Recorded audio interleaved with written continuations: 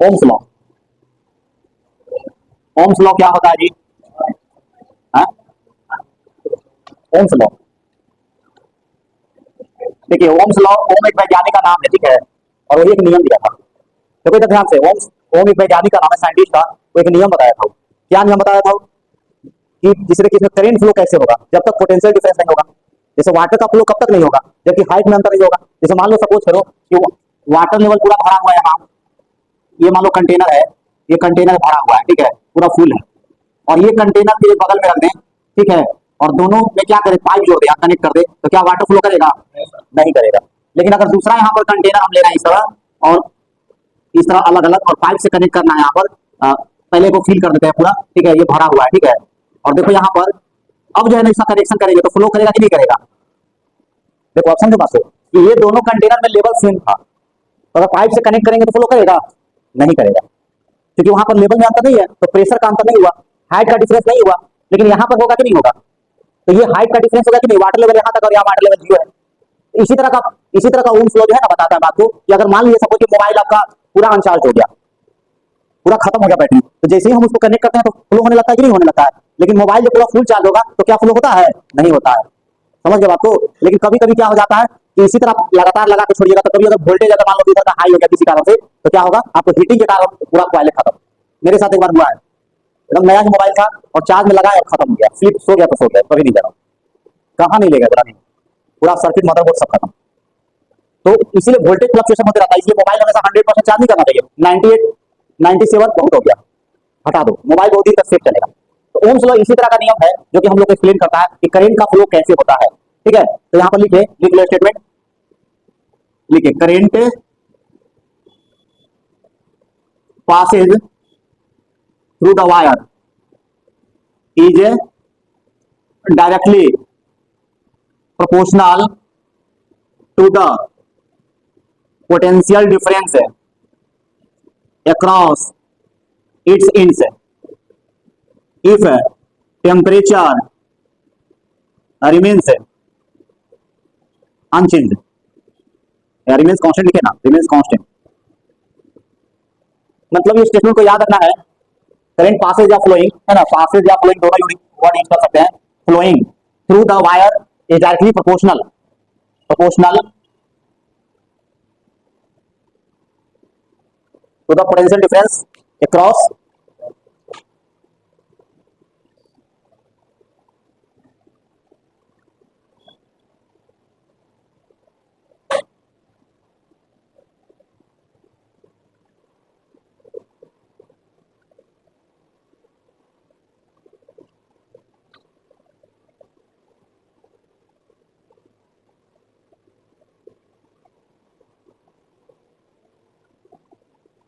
हो गया।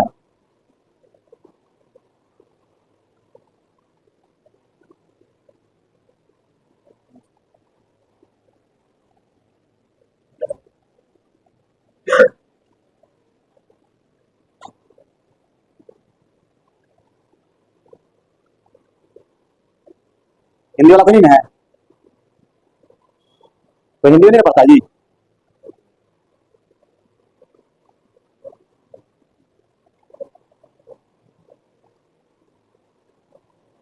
तो यहां पर पढ़ा है, यहां तक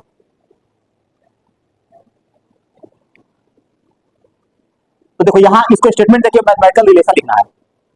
क्या लिखना है? मैथमेटिकल रिलेशन लिखना है। तो अर्थात यहाँ अगर मान कोई वायर ले, जैसे मान लो हम लोग नाइक्रोम का वायर ले लेते हैं, जो यूज किया था नाइक्रोम का वायर, वायर ऑफ नाइक्रोम,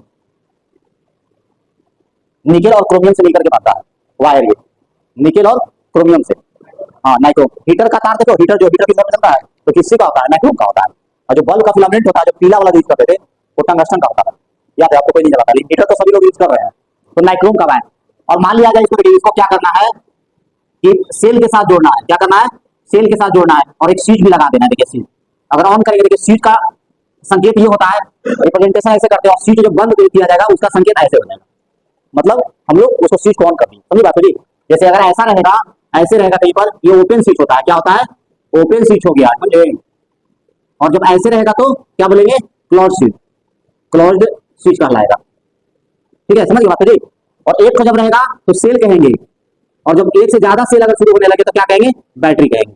इसको कंफ्यूजन नहीं ना है, तो ये समझना होगा। अब देखिए कोई अब मान लीजिए नाइट्रोन का यहाँ पर वायर लगा दिया गया, ठीक है, मान लो कि यहाँ का पोटेंशियल V1 है और यहाँ का पोटेंशियल V2 है, तो करंट कब फ्लो करेगा, तो आपको अभी ना बताया कि यहाँ पर वाटर लेवल अधिक होना चाहिए और इधर कम होना चाहिए तब फ्लो करेगा। तो इसी तरह का वहां पे होता है कि V1 का मान ज्यादा होना चाहिए V2 से तब फ्लो करेगा। ऐसा कभी नहीं होगा इधर का ज्यादा और फ्लो इधर कर दिया, कभी नहीं, ऐसा नहीं होगा। तो जैसे वाटर लेवल में रिलेशन है उसी प्रकार यहाँ भी रिलेशन है। तो V1 माइनस V2 को हम लोग क्या मान ले, V मान ले क्या, मान लो कि अगर अंतर है यहाँ पर, मान लो कि ये 10 वोल्ट हो और ये 5 वोल्ट है, तो 10 माइनस 5 को लिख सकते हैं 5 वोल्ट। तो हम लोग ये डिफरेंस को क्या मान लिए, V मान लिए, क्या मान लिए, V मान लिए। तो करंट कैसे फ्लो करेगा, इस तरह फ्लो करेगा, क्या फ्लो करेगा, ऐसे देखो यहाँ पर। अब इसी को हम लोग ऐसे भी बना सकते हैं, इस वायर को हम लोग ऐसे रिप्रेजेंट कर सकते हैं, देखो ऐसे ऐसे। हर वायर एक रेजिस्टेंस होता है, क्या होता है, हर वायर क्या होता है, एक रेजिस्टेंस होता है। उसको हम लोग देखो ऐसे करके दिखा सकते हैं हमेशा, इस तरह पूरे वायर को रिप्रेजेंट कर दिया। देख लो यहाँ पर ये R हो गया और ये जो है आपका सेल हो गया जी, और ये आपका की हो गया जो कि यहाँ पर स्विच ऑन किया गया, देखिए की या स्विच जिसको बोल रहे हैं यहाँ पर। अब यहाँ पर कह रहा है, अब देखो पढ़ो, current passes flowing through the wire is wire exactly proportional to the potential difference, अर्थात V किसके प्रोपोर्शनल है, I के प्रोपोर्शनल। देखो इस स्टेटमेंट में यही लिखा हुआ है, इफ टेम्परेचर रिमेन्स कांस्टेंट, मतलब ध्यान देना है कि टेम्परेचर नहीं बदलना चाहिए, मतलब ये सब आपका गलत हो जाएगा। मतलब क्या हुआ, अगर टेम्परेचर अगर बदल दीजिएगा तो रेजिस्टेंस बदल जाता है। इसीलिए कहा जाता है ना कि पंखा है या हीटर है बहुत देर से चालू है तो घर में लोग बोलेगा बंद करो, बहुत देर से चालू है पंखा, तुम रात भर चलाए तो आराम दो। क्यों कहता है यहाँ पर, क्योंकि वहां पर हीट हो गया है, फिर देखिए रात भर चलाए तो अब हीटिंग के कारण क्या होता है, तो आगे पढ़िएगा रेजिस्टेंस बढ़ जाता है, क्या हो जाता है, रेजिस्टेंस बढ़ जाता है। तो रेजिस्टेंस बढ़ेगा तो क्या होगा, करंट को रोकेगा, वो करंट को क्या करता है, रेजिस्टेंस का मतलब क्या, रेजिस्टेंस या फ्रिक्शन टाइप का चीज है, जैसे करंट को रोकता है फ्लो करने में, कोलिजन ज्यादा करवा देगा वहां पर, तो इसी कारण हीटिंग और बढ़ जाएगा और वायर क्या हो जाएगा, जल जाएगा। इसीलिए देखो बहुत देर तक हीटर को तुम हमेशा के लिए लगा छोड़ दो, क्या होगा, जल जाएगा, खत्म हो जाएगा। हीटिंग के कारण उसका रेजिस्टेंस बढ़ेगा, करंट को ज्यादा रोकेगा, ज्यादा हीट पैदा होगा, हीट पैदा करके क्या, पैदा करके क्या करेगा, अपने सिस्टम को जला के खत्म कर देगा। बात समझ आ रही है, अपने ही सिस्टम को खत्म कर देगा। तो इसी तरह रेजिस्टेंस जो कि करंट के फ्लो को रेजिस्ट करता है, रोकता है, रेजिस्ट में रहता है, रोकना, इसीलिए पड़ गया रेजिस्टेंस नाम। क्या इसके साथ असामाजिक तत्व, समाज को आगे बढ़ने में या जो सुचारू रूप से चल रहा था सिस्टम उसको रोकता है, इसीलिए इसको कहते हैं असामाजिक तत्व, नहीं कहते हैं। तो उसी प्रकार का ये भी चीज हो गया, एकदम देखिए समझिए कि जो उसके फ्लो था कंटिन्यूटी पे जो फ्लो बना हुआ है तो वहां रोकता है, वहां कोलिजन ज्यादा होगा तो हीटिंग ज्यादा होगी, कोलिजन में आदमी साथ में टकराता नहीं होगा, उसी तरह इलेक्ट्रॉन टक्कर होगा वहां पर, जो ब्रोनियन मोशन होने लगेगा वहां पर, जो आपका ड्रिफ्टिंग जो था एक डायरेक्शन में चलना चाहिए वो अलग अलग डायरेक्शन में जाएगा और कोलिजन होगा और कोलिजन का हीटिंग पैदा हो जाता है, समझ गया, हीट होगा तो जल जाएगा। तो आप इसको भी बना सकते हो, इसको भी बना सकते हो, दोनों एक ही चीज है। तब देखिए V proportional to I, maths में आप पढ़े होंगे कि कहीं भी अगर प्रोपोर्शनल है तो प्रोपोर्शनल को तोड़ते हैं तो क्या आता है, बोलो, कांस्टेंट आता है। तो ये खास कांस्टेंट आ गया था यहाँ पर कि R इंटू आई, जिसको लिखते हो V equal to I R, लिखते हो क्या, लिखते हो V equal to I R. इसको R क्या है, R is the proportionality constant, which is known as resistance कहते हैं। तो इसी को हम लोग रेजिस्टेंस कहेंगे। चलो लिखो रेजिस्टेंस, फिर एसआई यूनिट वगैरह लिखेंगे, लिखिए, लिखो।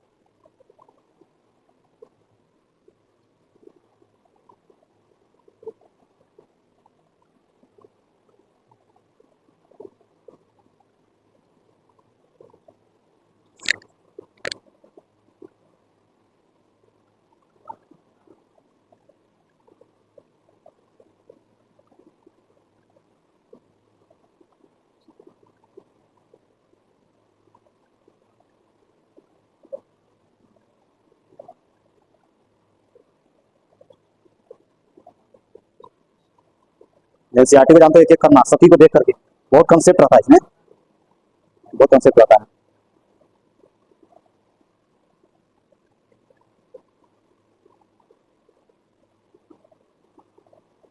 खत्म हो जाएगा रेजिस्टेंस सिस्टम, हाँ डिलीट कर दो फटाफट।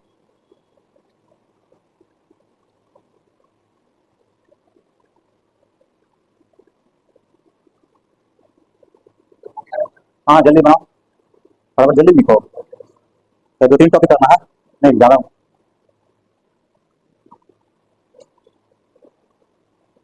समझोगे तब वहां पर सीबीएसई बोर्ड में जानते हो हमेशा समझदारी पर आधारित प्रश्न दिए जाते हैं, जिससे कितना आप समझ रहे हो उस टॉपिक को। जैसे डायरेक्ट रट्टा मार के जाओगे तो डायरेक्ट नहीं रहता क्वेश्चन सीबीएसई बोर्ड में, इसलिए जब सुन रहे हो बात में वही काम आएगा ज्यादा। हो गया।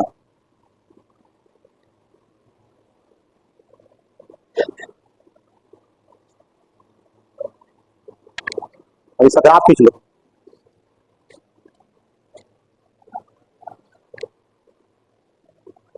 ये हो गया ना।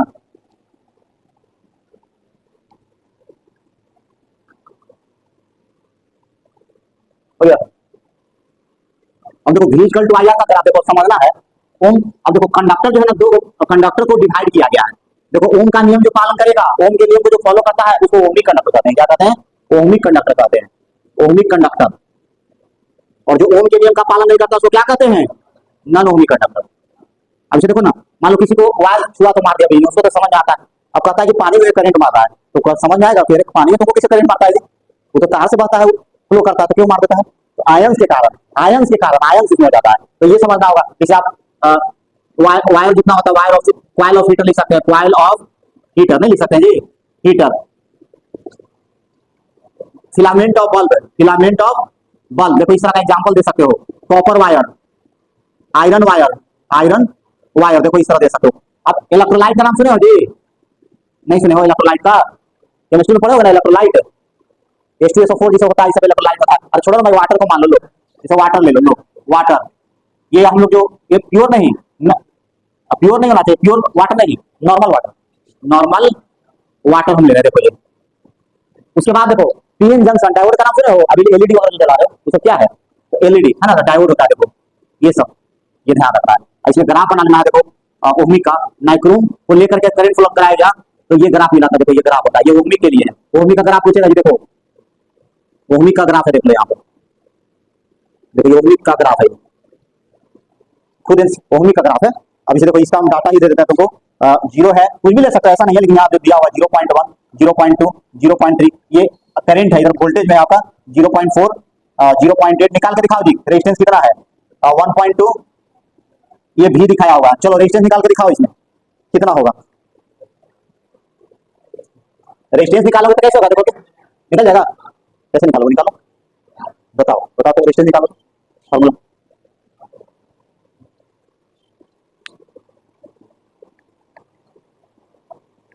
जल्दी जल्दी निकालो, फिर मतलब टाइम।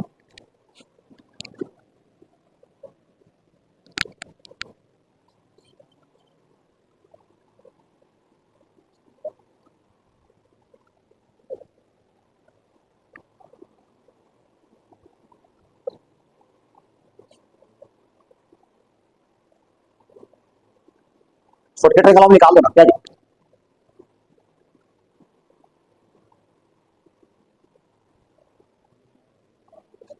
समझा जी? निकल जाएगा, निकालो।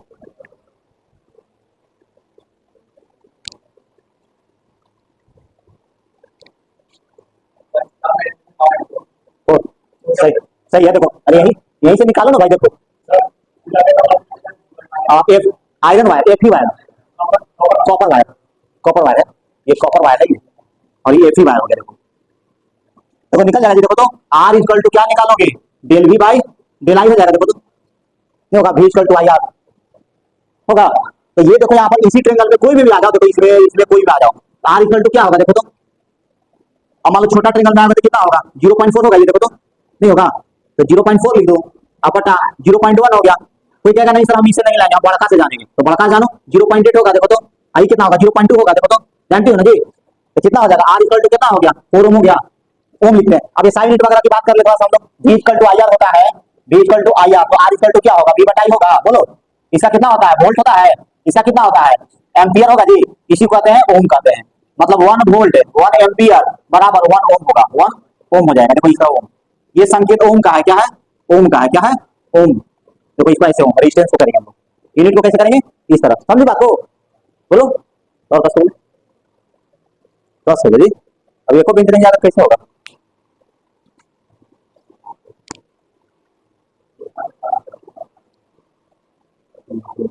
बीस गई।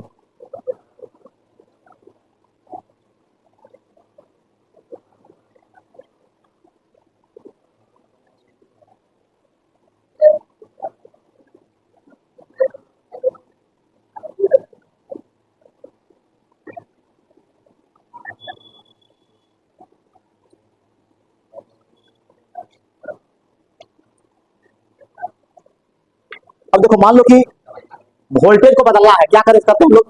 तो देखो अगर वोल्टेज को बदलना है तो change the voltage, to change the voltage we increase variable resistance.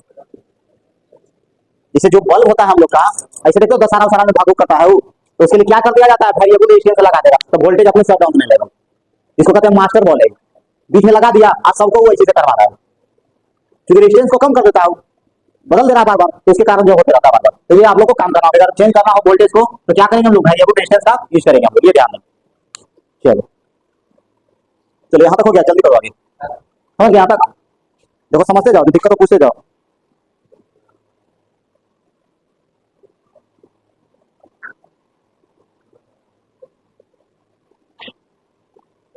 Makeup तो इसमें नहीं है वैसा। एक्टिविटी तो सवाल आता है जी, है आता है एक्टिविटी से। हम्म?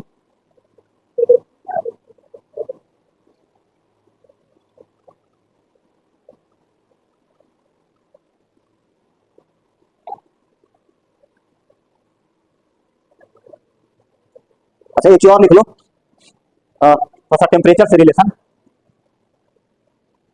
टेम्परेचर से रिलेशन क्या होता है, तो देखो बदलता है रजिस्टेंस, अगर टेम्परेचर बढ़ाओगे कंडक्टर का या बढ़ जाता है तो फार्मूला होता है, देखो यहाँ पर इफ टेम्परेचर टेम्परेचर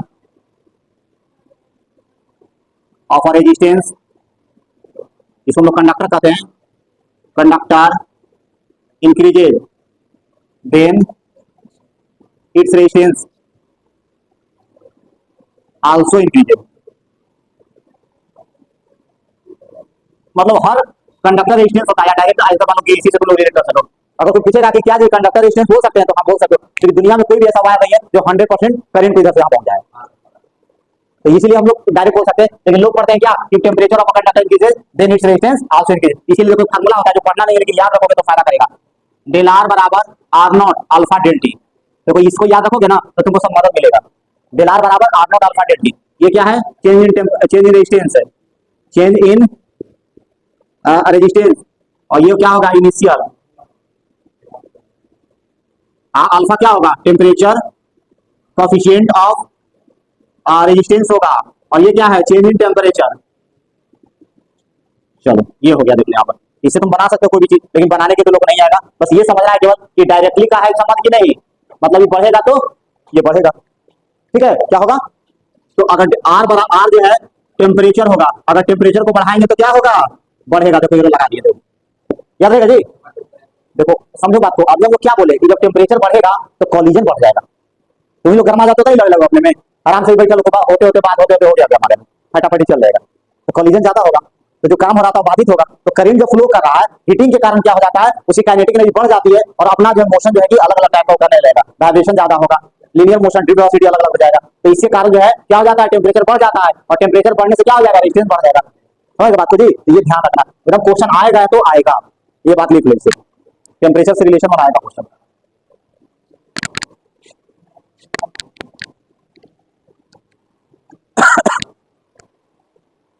एक्टिविटी तो खास है सर।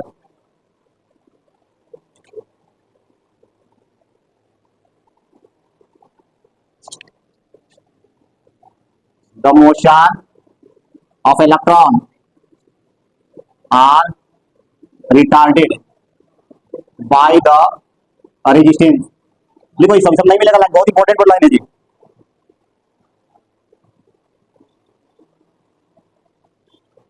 अब यहां पर लिखो, less resistance good conductor, high poor या बैड कंडक्टर, और एक्सट्रीमली हाई रेजिस्टेंस अगर हो जाएगा तो इंसुलेटर हो जाएगा।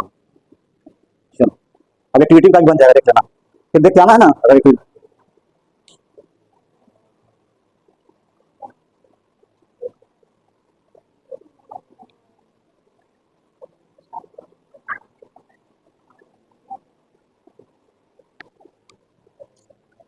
चल लिखो।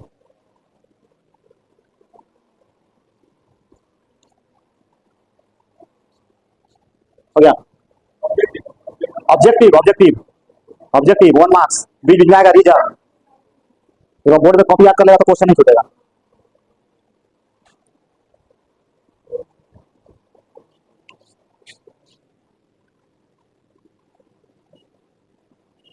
एक इंसुलेटर हो जाएगा।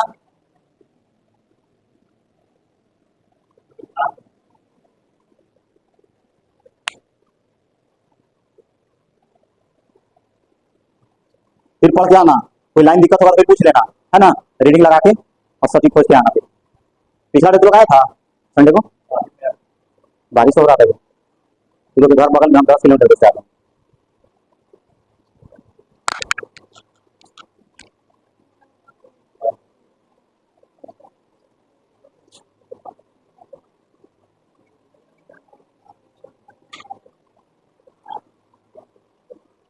हो गया। अब देखो, अब साइंटिस्ट लोग फिर क्या किया भाई, तो देखो समझो बात को, पता है इसको है। अब देखो समझो, तो अब समझना फिर एक बार, थोड़ा सा डिफरेंट वे है, इसी का है।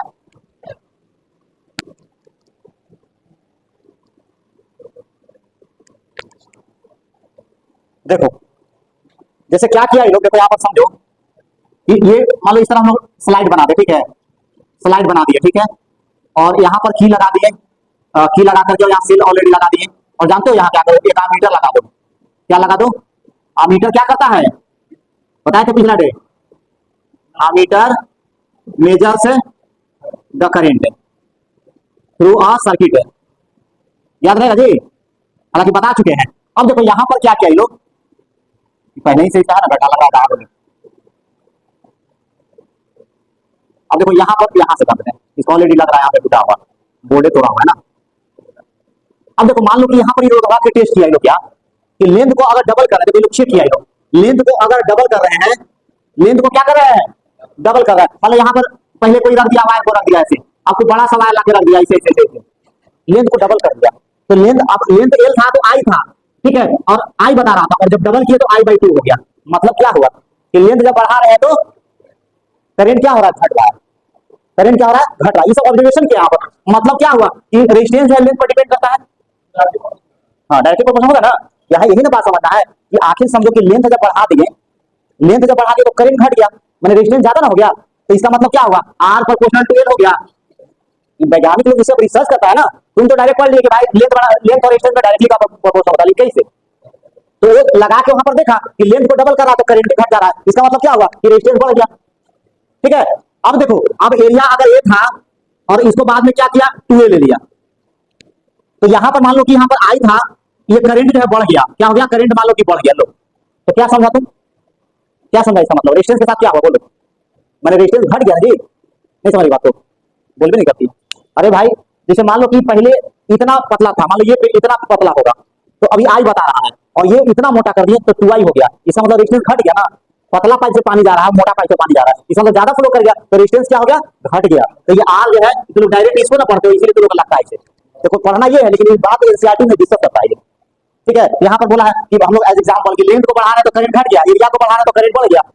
दूसरी बात कि मटेरियल को, अगर मटेरियल अगर हम लोग अलग अलग ले रहे हैं, तो मटेरियल अलग ले रहे हैं तो उसका अमीटर का रीडिंग भी घबरा रहा है, अमीटर का रीडिंग भी चेंज हो रहा है, तो इसलिए देखा गया कि मटेरियल पर भी डिपेंड करता है। देखो यहाँ पर ये समझना है, देखो यहाँ पर, तो इससे फॉर्मूला बनेगा क्या, R equal to rho L by A बना, देखो ये तो याद करके रखते हो, ठीक है।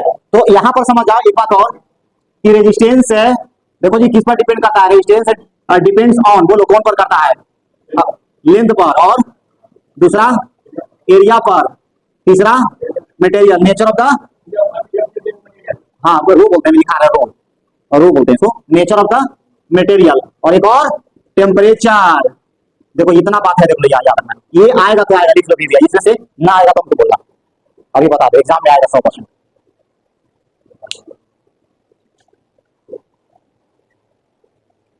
अब देखो इसी से तुम अब इससे पकड़ लेगा कि देखो अब यहाँ से कोई समस्या नहीं होगा, ये अच्छा बताओ लेंथ बढ़ेगा तो बढ़ेगा कि नहीं, देख रहे हो, लेंथ बढ़ेगा तो बढ़ेगा, और एरिया जब बढ़ेगा तो ये घट जाएगा, देख रहे हो।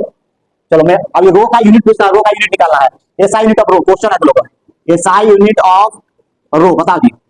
और एक और याद रखो, चलो लिखो पहले टेम्परेचर सोशल रिलेशन को, हाँ वो मीटर, टेम्परेचर बढ़ेगा तो मटेरियल का रेसिस्टिविटी क्या होता है, हाँ डायरेक्टली होता है। इस तरह का सवाल है, सवाल हम देंगे।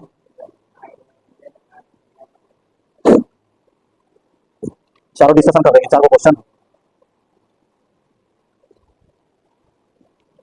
जल्दी भी करो।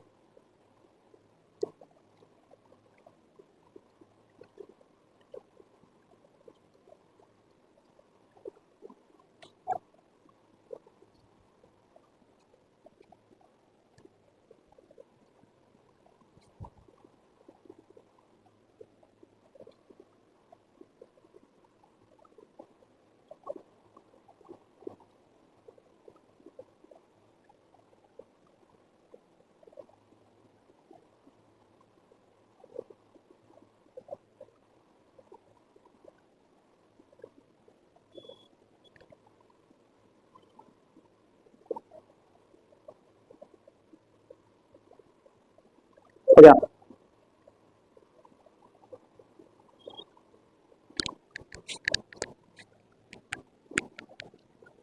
ये साइन यूनिट ऑफ रेजिस्टेंस लिखना है। तो देखो आर इक्वल टू होता है रो एल बाई ए, तो रो बराबर क्या होगा, आर ए बाई एल होगा। ठीक है, तो यहां पर देखो ये, अब यहां से रो तो क्या होगा, ये ओम होगा, ये क्या होगा, मीटर स्क्वायर होगा, और नीचे क्या होगा, मीटर होगा जी। तो ये कट गया, तो रो का क्या होगा, ओम मीटर, ओम मीटर होगा। देखो, और रो के साथ टेम्परेचर का याद रखना थोड़ा सा, कि डायरेक्टली है, देखो यहाँ पर, ये भी याद रखना। तो चलो चार को क्वेश्चन फटाफट कर लेते हैं।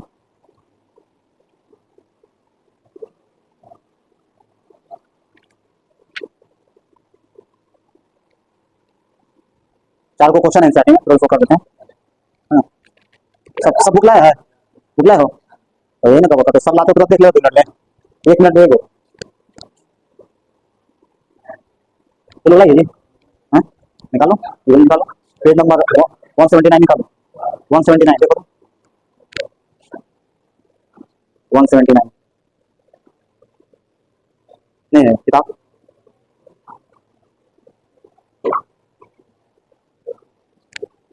हो गया, सब हटा दें।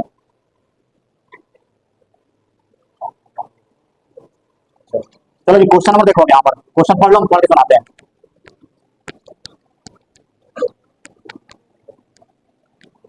कह रहा है कि how much current will an electric bulb draw from 220 volt source. कह रहा है बल्ब है, सब एक बल्ब है यहाँ पर, देखो इधर बातें करो, देखो जी, देखो ये बल्ब है, और ये बल्ब कह रहा है यहाँ पर कि बल्ब जो है कितना करंट खींचेगा, है ना। How much current will electric bulb draw from 220 volt source, ये 220 वोल्ट का सोर्स लगा हुआ है, कह रहा है इसे कितना करंट खींचेगा। The resistance of bulb filament is इतना, इसमें जो फिलामेंट है ना, इसका रेजिस्टेंस कितना दिया हुआ है, 1200 में बना बन जाएगा। कितना करंट खींचेगा बोलो, आई का मान निकालना है, तो V इक्वल टू क्या होगा, आई है ना।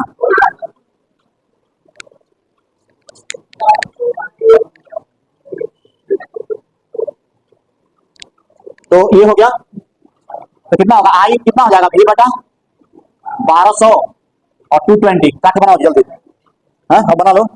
फिर कह रहा है यहाँ पर कि हाउ, ओ 1200 आर है, 1200 और V है, चलो कर लो, 1160 हो जाएगा जी। चलो फिर कह रहा है यहाँ पर कि how much current will an electric heater coil draw from इतना, अच्छा इलेक्ट्रिक हीटर है, इसको ए कर दो, इसको बी कर दो।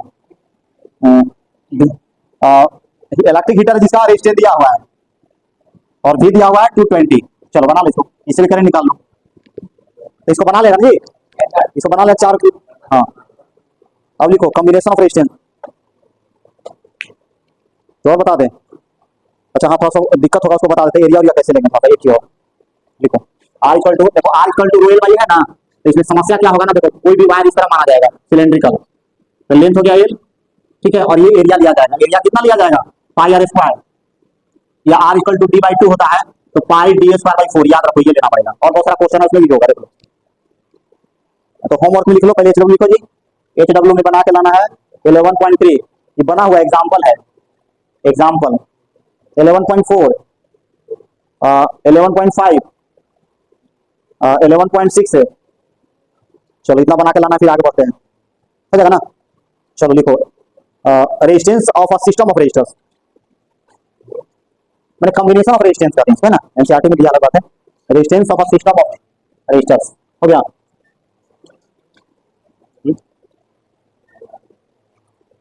क्या हुआ? नहीं है आज कर देना, एक और टॉपिक कर देते हैं। हाँ लिखो जल्दी।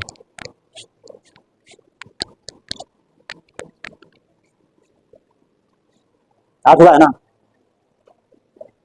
आज ठीक है, तो सब कम समय का गैप है, तो अब बढ़ना पड़ेगा ना, तो फिर चलो हो गया।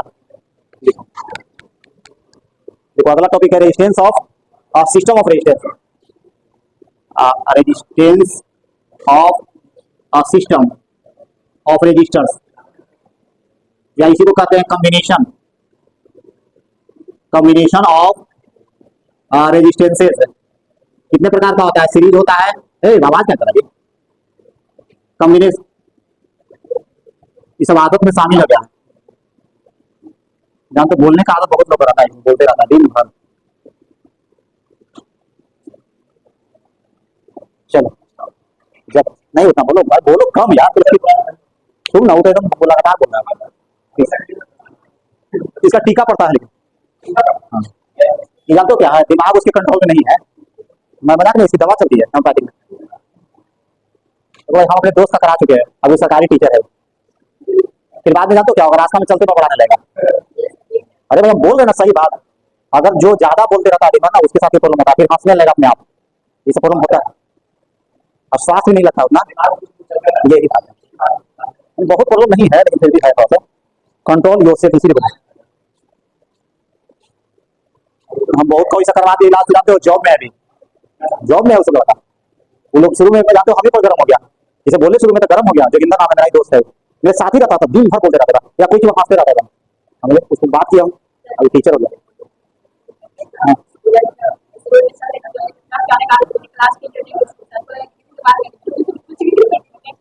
वो बोले ना सही बात है, ये चीज बता। हाँ लड़की लड़का के देखते हो आधे प्रॉब्लम है। देखो जी सीरीज कॉम्बिनेशन क्या होता है, देखो होली के टाइम में, होली दिवाली दशहरा अपन दोनों को दिनों सौखिया सब जगह लगा देता है। तो जानते हो क्या होता है, तो बढ़िया से देखना बल्ब में क्या करता है। ये बल्ब में ऐसे ऐसे फिलामेंट है ना, तो इसमें से जाएगा और इसी में से आएगा, इसलिए एक बल्ब फ्यूज हुआ तो सब फूट गया। देखना तुम, ये सीरीज बल्ब होता है, एक हो गया तो सब चला गया, तो इसको कहते हैं सीरीज कॉम्बिनेशन। देखो एक रेजिस्टेंस है, दो रेजिस्टेंस है, तीन रेजिस्टेंस है, R1 R2 R3। देखो इसको when resistances are connected in end to end fashion, माने एक को समाप्त हुआ तो एक को समाप्त हुआ तो दूसरा चालू हुआ, तीसरा हुआ। इसी को कहते हैं सीरीज कॉम्बिनेशन कहते हैं। क्या कहते हैं? सीरीज कॉम्बिनेशन कहते हैं। बैटरी में जोड़ सकते हो। सीरीज कॉम्बिनेशन में ध्यान क्या रखना है कि करंट सब में बराबर जाएगा। क्या जाएगा? बराबर जाता है। अंतर क्या होता है? पोटेंशियल डिफरेंस होता है। देखो V1 हो गया, ये V2 हो गया, और ये आपका V3 हो गया। देखो यहाँ अब देखो हम लोग पढ़ते क्यों है भाई? अब कोई आदमी बोला कि क्या सर आप लोग भी बहुत पढ़े लिखे इंसान होकर के सब गलती क्यों कर रहे हैं? तीन को काहे लगा रहे थे? लगा दीजिए। बोलेगा ये होगा लाइट वाला की इक्विवेलेंट लगाइए जो तीनों का बराबर रोशनी करे।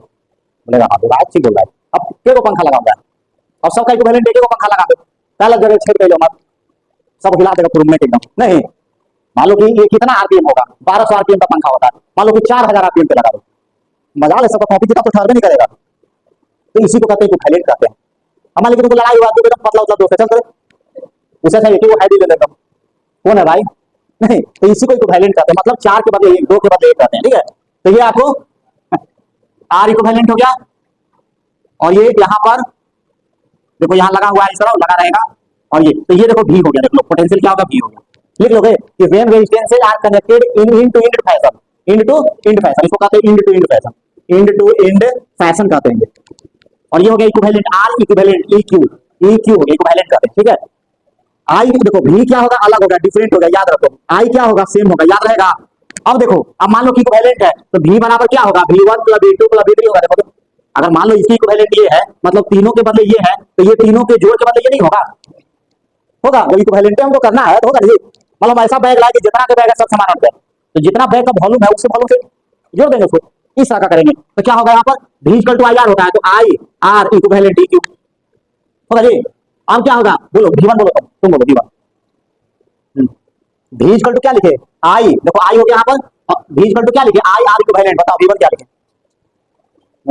V = IR फॉर्मूला होता है, तो V = क्या लिखना है, V यही पढ़ना है। देखो तो V बराबर IR होता है, I R इक्विवेलेंट, तो V1 बराबर क्या लिखे? बोलो लोग सुनाई पड़ रहा, बोले जो ये बोलती है सुनाई पड़ता है। चलो तुम बोलो, बोलो R होगा, I नहीं होगा। हाँ V equal to I R one होगा जी। हाँ हाँ, तो नहीं ये तो आई आर वन बोलेंगे, देखो ना V1 क्या है, I R one current same है। चलो इसका बोलो V2 का बोलो। हाँ I R two, I same रहेगा, ये समझना ये आई आर टू। चलो फिर से तुम बोलो एक बार V3 I R three, I R three. ठीक है, अब देखो आई कट गया, तो आई कट गया तो क्या हो गया, आर इक्विवेलेंट बराबर R one plus R two plus R three होगा। तो ऐसा बहुत सारा हम दे देते तुमको, ये दो तीन ऐसे दे दे, तो यहाँ पर अगर आर है तो फोर एन सिमिलर रजिस्टर के लिए क्या होगा, आर इक्विवेलेंट। कौन बोलेगा जी, बोलो। मैंने ऐसा एन को है, R R R R N R, तो एन आर हो गया। मैंने 100 होगा तो 100 आर, 50 होगा तो 50 आर, इस तरह हो गया, समझी। और बोलो कसके टाइट ना बोलो जी, तरह की टाइट बोलो जब ये पूछे, है ना। बोली एकदम गंगा एकदम टाइट, तुम लोग का आवाज एकदम शार्प है, तुम लोग का रिकॉर्डिंग होगा ना आवाज तो अच्छा लगेगा, क्योंकि अस्पष्टता जो है ना ज्यादा है, अस्पष्टता ज्यादा तुम लोग आवाज में, जैसे भाषण दोगे तो उसमें जो है क्लियरेंस ज्यादा होगा। हम लोग का जैसे ए है ना, तो तुम लोग का पतला ए है, जैसे हम ये बोलेंगे ना तुम ये बोलोगे तो अंतर पड़ेगा, तुम्हारा थोड़ा अच्छा रहेगा, अस्पष्टता ज्यादा है। हम लोग का जो ना मोटा हो गया आवाज, तुम लोग का पतला है, अंतर यही होता है। मोटा लिखते हो ना, पतला क्या होता है, तो लिखा नहीं कुछ छोड़ेगा तुम, तो पतले में लिख लो तुम जल्दी। चलो हो गया, और आगे करते टॉपिक। चलो एग्जांपल कर ले, यहाँ पर मान लो कि 100 है, 100 बल्ब है ये, और ये का 2 ओम है, बोलो जी कितना होगा, आर इक्विवेलेंट बताओ तो, बोलो बोलो। चलो जी इसका आंसर बताओ। 2 ओम का 100 को बल्ब सीरीज में लगा हुआ है, तो तुमको बताना है कि आर इक्विवेलेंट कितना होगा, बोलो। अरे भैया जोड़ना पड़ता है तो जोड़ दो, और ऊपर में लिखा है फॉर्मूला में एन इंटू आर, 200 ओम, साफ तो लिखा नहीं होगा जी, एन इंटू आर ना लिखा है, तो एन की जगह हो गया 200 और आर की जगह 200 ओम कर देना, चलो।